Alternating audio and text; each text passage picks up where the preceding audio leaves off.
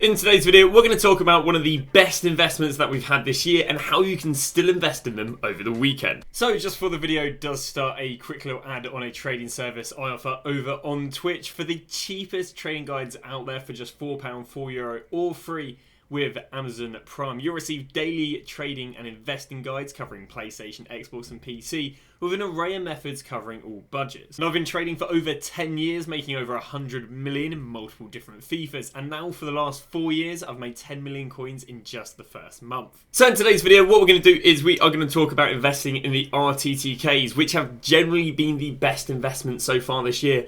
And there's actually now another investing opportunity you guys will be happy to hear. So what we're going to do in today's video is we're just going to talk briefly about what happened last year, and then what we're going to do is talk about how we can apply that to this year.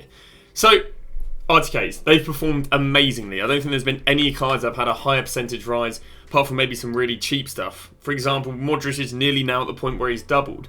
But there is still good money to be made. Because what we can do is we can cast our memory back to what happened last year, and I've got a few examples. So, Paqueta and Konate were basically players that had won both their games. And what happened is they won both their games, so they're guaranteed an upgrade. Now, I've had a few people say to me, well, surely when the card gets upgraded, it's only going to go up in price because the card is better. Well, what you have to bear in mind with the likes of RTKs is the value of the RTK has basically the upgrade incorporated into it. It's a little bit like a one-to-watch. If a one-to-watch played for a shoddy team, no one's expecting that guy to get an inform. And as a result, people don't expect him getting an inform. When he gets an inform, he does a lot better than, for example, Haaland, who's expected to, bag hat-tricks left, right and centre. Well, RTKs are kind of the same, but it's the reverse. For example, if we go look at the current one, Real Madrid beating their opponents is no surprise. Just like how last year, I guess, how on form Liverpool were, them beating their opponents was no surprise. The same with the likes of Paqueta. Again, playing against made-up teams from like Serbia and Hungary and stuff. Them beating their opponents is no surprise. Which meant when they received their first upgrade on the 28th of October, and Paqueta probably went from an 85 to an 86 to an 87 or whatever, he didn't go up in price. He went down in price because everyone knew, he was going to get an upgrade, so it was no surprise. So he actually got an upgrade, and then he dropped 14k, and then he dropped another bit. And we can say the same with Konate. Got an upgrade, and he just dropped around about 20k. So again, the reason this happens is because everyone incorporates this upgrade in their price, and some people who don't really understand it think, oh, they're going to get upgraded, they're going to go up in price. But I mean, everyone knows already who's going to get the upgrade and who isn't going to get the upgrade. So surely, if you wanted to buy them, if everyone was going to go up when they get upgraded, you'd buy them now. And as a result, what we see is we see a little bit of a drop. We can see right here that Konate nearly dropped about 10%, and we can see that Paqueta dropped about 10%. And this is very consistent throughout RTKs, Road to the Finals, where we all know someone's going to get upgraded, it gets upgraded, and then it drops, because in reality, the amount of people who actually want the upgrade is nowhere near in comparison to the amount of people who have bought the card. So as a result, this allows us to go and invest in the RTKs, because we see a little drop. But just because they went down didn't mean he didn't go back up there to 192 before their next game. And so in Konate, just because he went down to 245 didn't mean he didn't go up another 40k in a few days. And this trend should occur with the current RTKs. Now, you can actually go and buy any RTKs who either have one win or basically guaranteed to get an upgrade.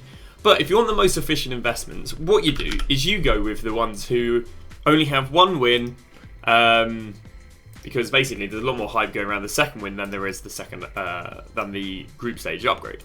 For example, we have the likes of Odegaard. Odegaard, when they lost, not even when they lost even, on the Friday, he dropped from, I guess early in the week, he dropped from 121 to the likes of 96. So even though they lost, we didn't really see a substantial drop until the Friday to the Saturday. So he dropped himself generally about 20%, if I'm not wrong. And then he rebounded going into the likes of their next game. So as a result, what I like the investments in the players that have basically only got one win. Now, we're not looking to buy these until Saturday, Sunday.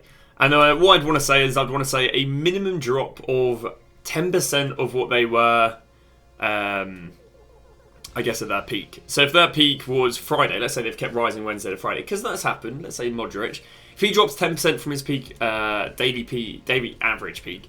So sorry, what I mean by here is, on that day, he could have been maybe 130 for a few hours, but because he averaged out at 121, that's going to be the sort of high price we're going to use. So for example, if I go and grab Modric, I guess, of this year, we're not going to go and look at his hour to hour. So let's say he's up to 180 now, but his daily hourly peak is about 370. We're going to use 370 for this number.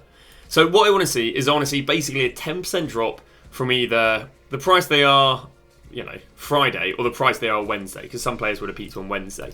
For example, the likes of DePau. I do believe, if I'm not wrong, he would have peaked on Wednesday. Can we see that? Yeah, we can see him peaking right here on the likes of the Monday here for 315. So what I want to do is I want to see about a 10% drop. Ideally, 20% drop because he's a little bit more like because he's a little bit like the likes of Odegaard. The thing I'd say you don't really have to worry about is, let's say you did only go for a 10% drop here. So here you'd be picking up at 110. It didn't really matter because he did go back up to 120 and then 125. So even if you, let's say, you misgauge it a little bit, it's not the end of the world because you're still going to go and make money. Worst comes to worst. So we're on about a 10 to 20% drop from what they were either Friday or midweek, if they're a little bit more midweek. Now, we're going to look at buying these players around about the Saturday, Sunday, just because consistently throughout the trends, this is when they're the cheapest. You see Odegaard right here was cheapest on the Sunday. If we went back to Konate or the likes of Paqueta, which for some reason I've got rid of, they're both the cheapest on the Saturdays and Sunday as well. So Saturday, Sunday, 10% cheaper than what they were either midweek or on the Friday, whichever was the peak.